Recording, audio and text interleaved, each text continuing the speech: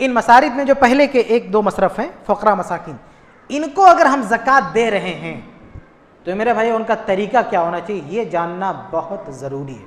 8 मसारिफ में जो शुरू के 4 मसारिफ हैं उनमें बिलखुसूस फ़क़रा और मसाकिन, इनको ज़कात देने का तरीका ये है कि माल इनके हवाले करना है। इसको अरबी में कहते हैं तमलीक बिला एवज़, उसके बदले में कुछ लेना भी नहीं, कोई सर्विस भी नहीं लेनी है। ज़कात का जो माल है वो फ़कीर मिस्किन के हवाले कर देना है, तमलीक, उसे मालिक बना देना है, बिला एवज़, उससे कोई सर्विस नहीं लेनी, उसके बदले में कुछ लेना नहीं। ये क्या चीज़ है? ये रुक्न है।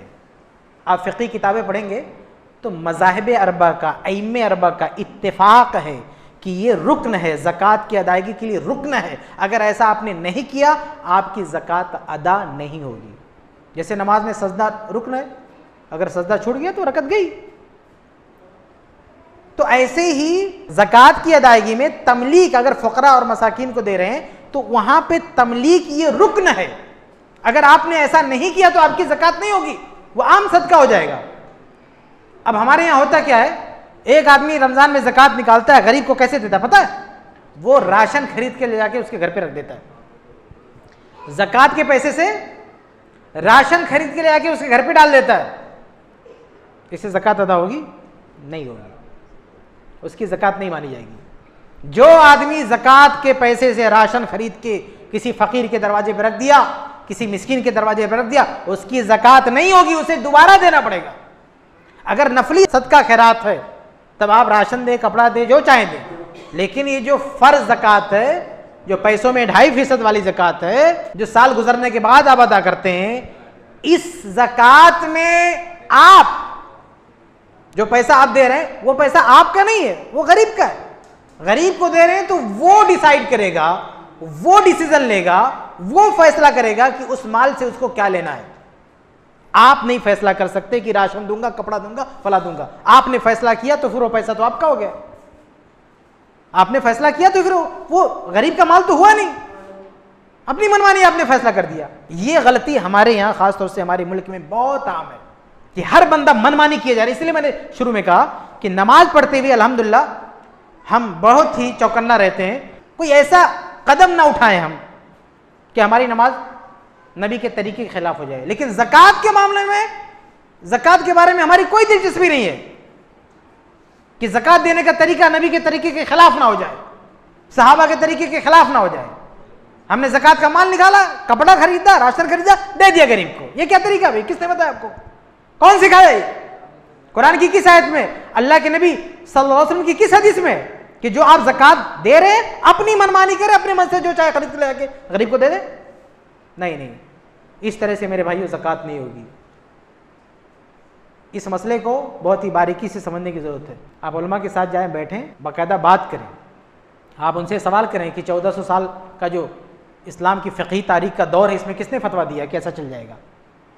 ये जो 4 मशहूर मसलक है, मशहूर मज़हब है, मशहूर अइम्मा, ये तो सब मुत्तफ़िक़ हैं, एक ज़बान है कि तमलीक ज़रूरी रुक्न है। ऐसा नहीं हुआ तो ज़कात नहीं अदा होगी।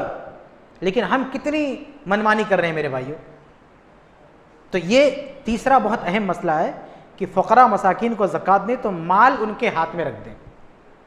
अब वो फैसला करेगा उसको क्या चाहिए, खाना चाहिए। सब राशन ईद पे आदमी उतारू है, राशन देंगे, राशन देंगे। अरे उसके पास घर का किराया देने का पैसा नहीं है और तू राशन लाद रहा है, शर्म नहीं आती? वो बीमार है, डॉक्टर को फीस देने के पैसा नहीं है, तू राशन देगा? माल तुम्हारा नहीं है। ज़कात में जो आपने माल निकाला वो अगर फ़कीर को आपको देना है, फ़कीर के लिए आपने निकाल दिया तो अब वो फ़कीर का हो गया, मिस्कीन का हो गया, आपका नहीं है। वो कि आप जाके राशन खरीद लो, कपड़ा खरीद लो, वो आपका माल नहीं है, वो फ़क़रा मसाकीन का है। वो फैसला करेंगे उसका क्या लेना है। और उन बेचारों को ज़रूरत राशन की नहीं और चीज़ों की है, और आप राशन पे राशन लाते जा रहे हैं। बड़ा शौक है राशन देने का, तो ज़कात के अलावा जो अलग पैसे बैंक में जमा करके रखे ना, वो निकालो बैंक से पैसे और दो खरीद के राशन। कौन मना कर रहा है आपको? आप राशन की बोरियां लाते हो उनके घर में, कौन मना कर रहा है? लेकिन ज़कात ये पैसा आपका नहीं है, आप अपने पैसे का राशन दो। गरीब का पैसा लेके क्यों राशन दे रहे हो भाई?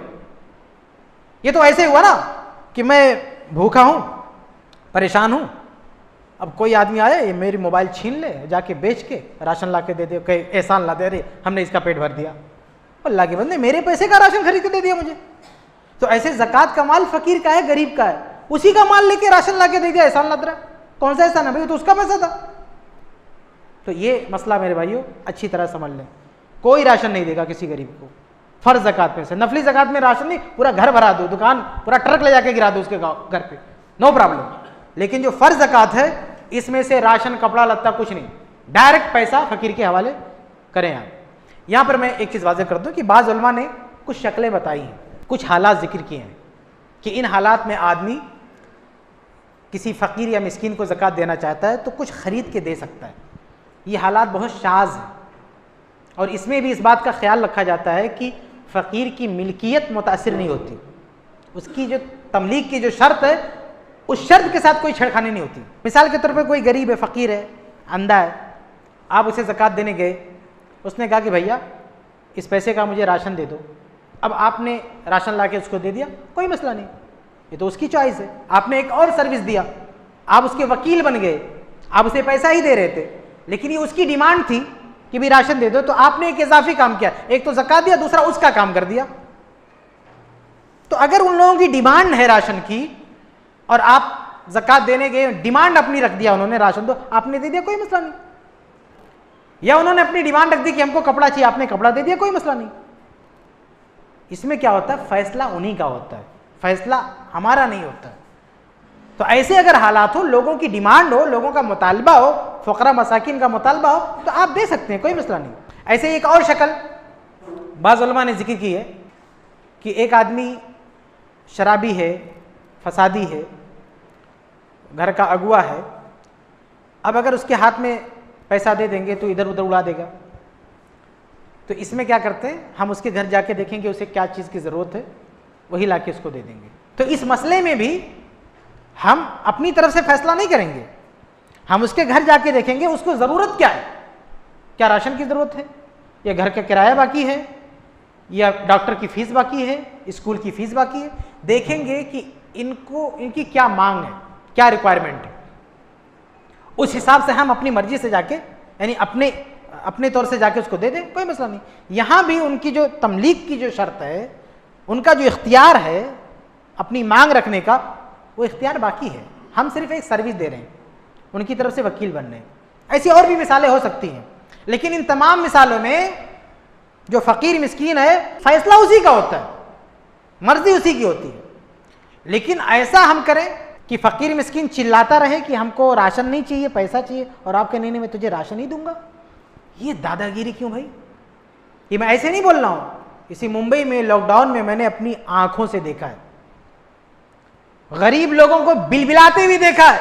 मेरी नजरों के सामने कई गरीबों ने बिलबिला कर कहा किसी ज़कात देने वाले से कि भैया राशन मत दो, राशन मुझे मेरे पास आ गया, पैसे दे दो। एक आदमी ऐसे एक जगह गिड़गिड़ा रहा था, इसी में उसके मोबाइल पे फ़ोन भी आया। फ़ोन किसका था? वो जिसका किराया नहीं दिया था, मालिक मकान का, कि किराया दे नहीं तो खाली करके जाए यहाँ पे। उसने कहा कि देखो फ़ोन भी आ रहा है, मैं क्या करूँ? लेकिन नहीं, हम तुम्हें पैसा नहीं दे सकते, ज़कात ही, राशन ही देंगे, बस खुद नहीं दे सकते। ठीक है, ये दादागिरी, दूसरे के पैसे पे दादागिरी। उसका पैसा है, उसका हक है, और आप कहते हो कि नहीं, वो मांग रहा है, चिल्ला रहा है, गिड़गिड़ा रहा है कि मुझे पैसे की जरूरत है, आप कहते नहीं तुझे राशन लेना, ले नहीं तो निकल। ये तो बहुत बड़ा जुल्म है, बहुत बड़ा पाप है। ऐसे लोगों की ज़कात क़तअन अदा नहीं हो सकती। तौबा करें ये लोग और फिर से ज़कात निकालें, वरना क़यामत के दिन ये गुनाह उनके कंधे पे रखा होगा, ये फ़र्ज साकित नहीं होगा।